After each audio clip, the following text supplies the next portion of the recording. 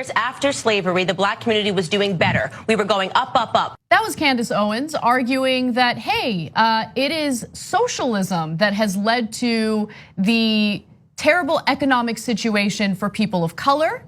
And the debate that she had was with Cornell West, as you might have seen in that video. Laura Ingraham hosted this debate segment. And Candice Owens said a lot of really dumb things throughout. Let's take a look. Come on, That's not 100 socialist. years after slavery, the black community was doing better. We were going up, up, up. Then suddenly they socialized our community via welfare policies, and the black community started going down, down, down. And you're sitting here supporting a candidate that is advocating for making that on a larger scale. He's saying we're not just going to do it to the black community, we're going to do it to every community in America. Well, you know his policies do not work. You know that socialism has led to more deaths than anything else in the last 100 years.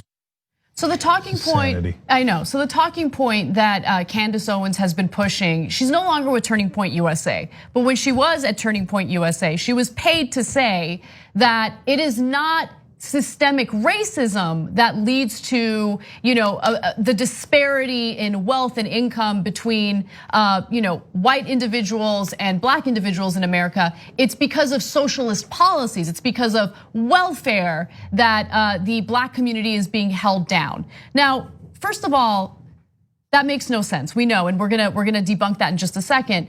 But think about who funds Turning Point USA. They're the very corporate donors that corrupt our politicians to push for deregulation, to push for tax cuts.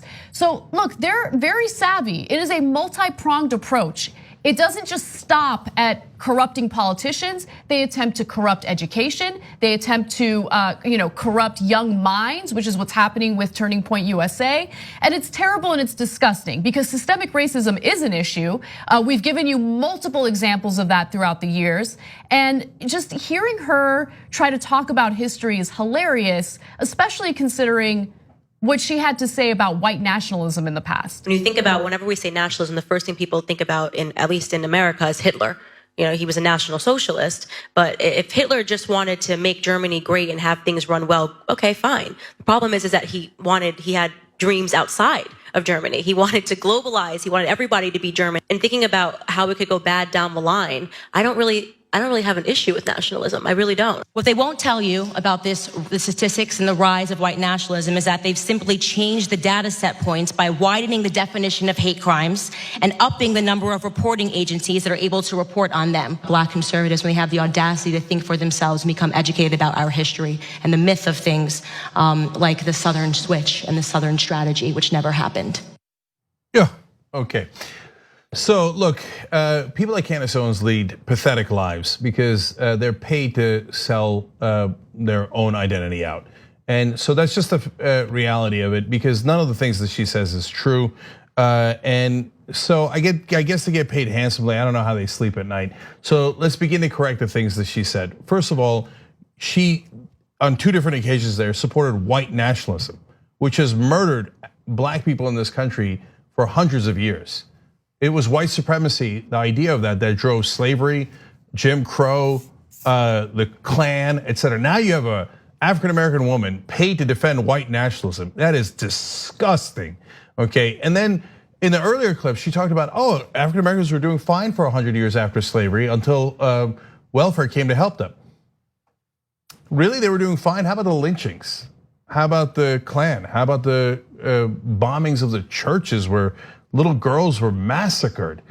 You think they were doing fine? How about when they didn't allow African Americans to vote, even though they had the right to vote? That's what the 1964 Civil Rights Act and Voting Rights Act were all about. So the horrible years where they're being oppressed against the law and against the Constitution, you call the good years. And then when someone actually tries to help the African American community, you say, that's when things started to go down, down, down. I mean, it's so perverse. And by the way, she didn't even mention Jim Crow laws, right? Of course. Yeah, she didn't mention any of the stuff that actually matters. I don't know if she's just pathetically stupid and doesn't know any history at all, or she knows the history of how brutal white nationalism and supremacy has been to African Americans and thinks, I don't care at all. Where's my money? Oh, the only color I see is green. You want me to sell out black people and lie over and over and over again about how wonderful white people were to us as they were lynching us in the South? Great, where's my check? I'm in, right? None of it is backed by facts. I mean, listen to what she said about the Nazis. She said it would have been fine if they just stayed in Germany. Really? If they just murdered all the Jews and the Poles and the minorities and the LGBT community and the Roma and all those people inside Germany, that would have been fine? That would have been fine. Do you know what Hitler did to African American athletes? Of course you don't, because you're a moron that doesn't know a goddamn thing, okay? And so now she says, oh, well, look, if they just made the trains run on time inside Germany, everything would have been hunky-dory. It's just absolutely grotesque. And look, the heart of the conversation or the debate was about socialism and how destructive it is. So she attempted to fearmonger about socialism. And look, Cornell West, you should watch the full debate because he did such a fantastic job rebutting her and giving real evidence and logic to her arguments. But one thing that really stood out to me was, okay, so you don't like welfare programs, you don't like any type of government assistance, then maybe you should speak out against Donald Trump wanting to give farmers $15 billion in subsidies because of the damage he's done as a result of this trade war to these farmers. By the way, the majority of this money, I would argue, doesn't even go to the small town farmers who are the most affected. Usually it goes to some of these massive corporate farms. But anyway, my point is, what do you think about that? How come there's never any anger about that? There's never any pushback by the right wing when it comes to that?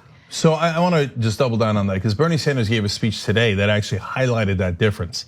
So he says, I'm in favor of democratic socialism. What is that? That's social safety net programs like Social Security and Medicare. Now, are those things, did they kill millions of people as Candice Owens says? No, they actually saved people's lives. Is that somewhere else? No, it's right here in America. So Social Security, what is a poll at? 84%. In fact, that was an old poll. Recent polls said 87% of Americans, including the overwhelming majority of Republicans, say they would increase taxes on the rich to make sure that they protect Social Security.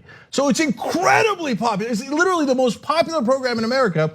And what is that? That's democratic socialism, okay? Medicare, polled at 77%, it might be higher now. Democratic socialism. Firefighters, yes, firefighters used to be privatized until they realized, oh, if you save the rich guy's house, but you don't save the middle class guy's house, it turns out the fire spreads, just like disease. So that's what FDR did, that's what we do here, and it didn't kill anybody. What Mao did, Stalin did, had nothing to do with any of that. They were brutal dictators. So now, what is corporate socialism, what Anna's referring to?